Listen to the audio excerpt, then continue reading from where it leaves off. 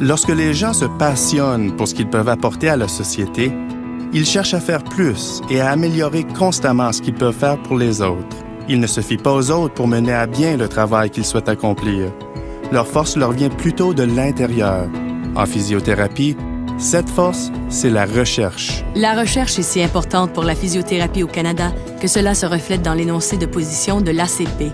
On parle d'intégrer les meilleurs éléments de la recherche à l'expertise clinique et aux compétences afin d'offrir les meilleurs résultats possibles à la clientèle.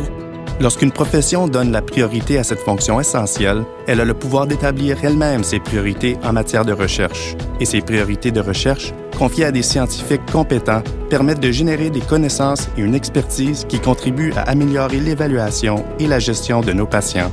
La physiothérapie est une profession du secteur des soins de santé primaire qui fait la promotion du bien-être, de la mobilité et de l'autonomie fonctionnelle. Les physiothérapeutes ont une compréhension poussée des fonctions de mouvement du corps, de la façon dont ils bougent et des moyens de redonner la mobilité. En mettant l'accent sur le partage des connaissances, les physiothérapeutes peuvent accroître leur savoir, améliorer leurs compétences, appliquer leurs modalités de traitement, éduquer leurs patients et les aider à prendre leur santé en main, ce qui leur permettra d'améliorer sans tarder leur qualité de vie.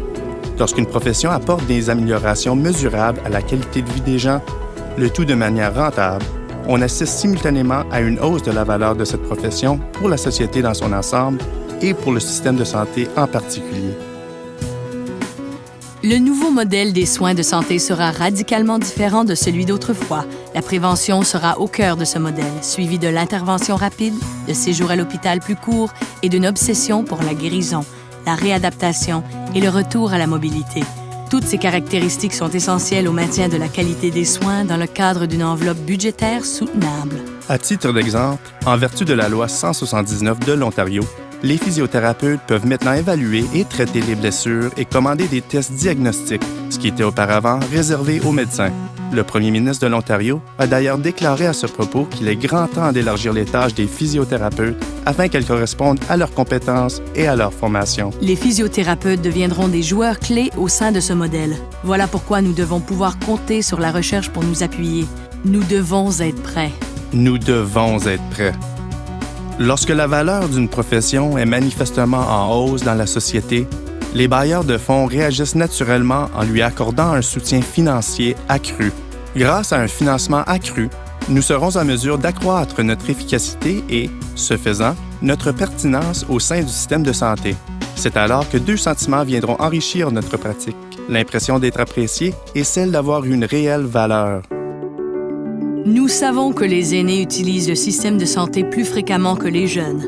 En 1992, les gens de 65 ans et plus formaient 12 % de la population et accaparaient 40 % des dépenses totales en santé.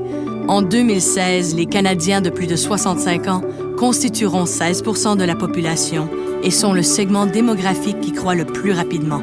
À ce rythme, ils pourraient accaparer plus de 52 % de tous les fonds alloués aux soins de santé.